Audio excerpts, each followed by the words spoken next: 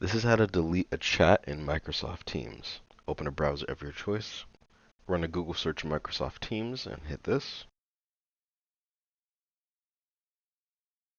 So you have it open, we're going to go to download now.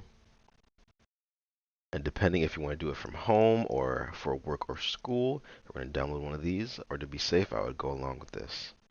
Alright, once you have it installed, it should be on your desktop straight away. But if you do not see it, go to your search in the bottom left and look up Microsoft Teams. So let's say we made a chat, we're talking to somebody, and we would like to delete our chat with that person. This example right here, I want to delete this chat. So I'm going to hover over it with my mouse, go over here to the three dots, click it, and then go all the way down here to delete chat. Or if you'd like, you can hide it, mute it, or pin it. Keep in mind, deleting a chat in Microsoft Teams only deletes it for you. If I were to delete this chat right here, the person on the other end still has access to that chat. That is how to delete chat in Microsoft Teams.